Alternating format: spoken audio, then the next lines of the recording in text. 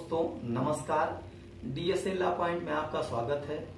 आज हम लोग भरण पोषण के विषय में बात करेंगे। चूंकि हमने पिछले वीडियो में पत्नी के भरण पोषण के विषय में बात की थी, आज हम लोग बच्चों के भरण पोषण के विषय में बात करेंगे, जो कि धारा 144 भारतीय नागरिक सुरक्षा संहिता में प्रावधानित है। वे बच्चे जो अवयस्क हैं, मतलब कि अवयस्क बच्चे चाहे धर्मज हों या अधर्मज, चाहे विवाहित हों या अविवाहित, भरण पोषण पा सकेंगे। अवयस्क का तात्पर्य उस स्थिति में है जब भारतीय वयस्कता अधिनियम 1875 की धारा 3 में किसी बच्चे को उसमें अवयस्क बताया गया है तो वे भरण पोषण पा सकेंगे। अब कोई बच्चा चाहे पुरुष हो या स्त्री भरण पोषण पा सकेगा यदि वह अवयस्क है। अतः अवयस्क विवाहित स्त्री अपने पिता व पति दोनों से भरण पोषण पा सकेगी जब तक कि वह वयस्क नहीं हो जाती। अब इसमें एक महत्वपूर्ण बात यह है कि वयस्कता प्राप्त करने के बाद भी कोई बच्चा किन परिस्थितियों में भरण पोषण पाएगा। तो जब कोई बच्चा चाहे वह पुरुष हो या स्त्री, यदि वह विकृत है या मानसिक रूप से विक्षिप्त है, जब वह अपना भरण पोषण करने में असमर्थ है, उस स्थिति में वह अपने पिता से भरण पोषण प्राप्त कर सकता है। ऐसा क्यों होता है? ऐसा इसलिए होता है कि वो उस स्थिति में है जबकि वह अपना भरण पोषण किसी भी तरीके से नहीं कर सकता है।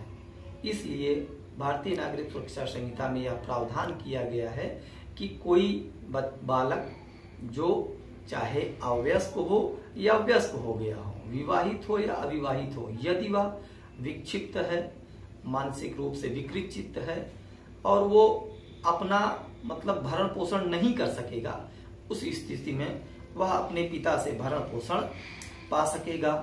अब इसके बाद यदि कोई स्त्री और विवाहित है, विवाहित पुत्री है उसकी, और वह अपने पिता से भरण पोषण उस स्थिति में नहीं पाएगी जबकि उसका पति भरण पोषण करने में सक्षम हो, तब वह आए और अपने पिता से भरण पोषण मांगे, उस स्थिति में उसको भरण पोषण नहीं पिता से प्राप्त होगा। अब कोई माता पिता किस स्थिति में अपने पुत्री से भरण पोषण पाएंगे, यह एक बहुत महत्वपूर्ण सवाल है। क्योंकि आजकल बहुत सारे माता पिता ऐसे हैं जिनकी एक पुत्री हो गई या दो या जो भी है, तो उसके बाद वो मतलब किसी लड़के की चाह में या इन सब में आगे न जाते हुए उनके साथ ही रहना पसंद करते हैं। अब उस स्थिति में यदि वे साधन संपन्न नहीं है, बुजुर्ग अवस्था उनकी हो चुकी है और वो अपना भरण पोषण नहीं पा सकते, और उस स्थिति में उनकी पुत्री जो है वह किसी सरकारी नौकरी में या उस स्थिति में पहुंच गई है कि वह साधन संपन्न है। साधन संपन्न का अर्थ यह नहीं होता है कि वह बहुत अमीर हो, इतना हो कि वह अपना स्वयं का भरण पोषण तथा अपने माता पिता का भरण पोषण कर सकती हो। इसका बहुत ही एक अच्छा मामला विजय मनोहर अरवट बनाम काशीराव राजाराम के मामले में माननीय न्यायालय ने दिया, जिसमें उनका निर्णय ये था, मैं उसको पढ़ के बताता हूँ कि इस मामले में कहा गया कि माता पिता का दायित्व है कि वह बच्चों का भरण पोषण करें। क्योंकि भाई माता पिता उनके गार्जियन हैं, तो बच्चों का दायित्व उन पर होता है, इसलिए वह भरण पोषण कर लें, इसलिए वह करते हैं।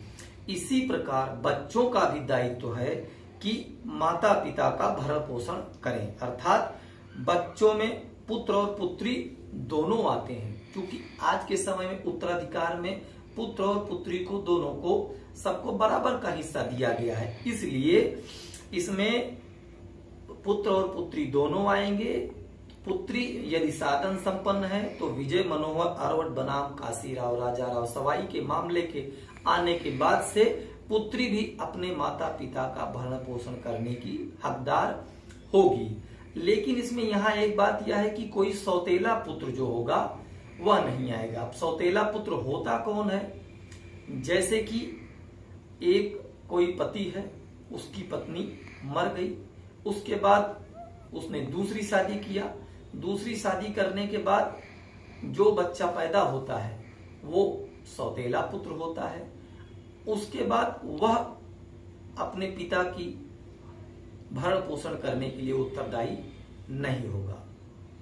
तो आज हम अपने वीडियो में कौन बच्चा, पुत्र या पुत्री, अवयस्क या वयस्क भरण पोषण पाएंगे, किन परिस्थितियों में भरण पोषण पाएंगे, तथा माता पिता अपने बच्चों से किन परिस्थिति में भरण पोषण पाएंगे, इसका हम लोगों ने पूरी जानकारी ले ली है। क्योंकि पिछले वीडियो में हम लोगों ने पत्नी के भरण पोषण के विषय में बात की थी और उसके विषय में जाना था।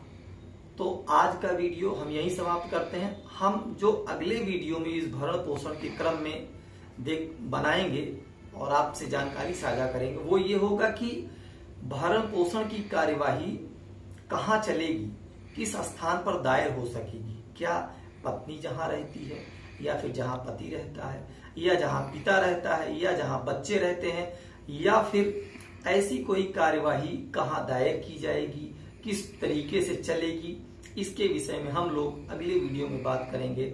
आप हमारा चैनल देखते रहें DSA लॉ पॉइंट। इसमें आगे विधिक जानकारी जानने के लिए हमारे चैनल को सब्सक्राइब करें, लाइक करें और अधिक से अधिक शेयर करें, जिससे आप लोग अपना विधिक ज्ञान बढ़ाएं। जय हिंद, जय भारत।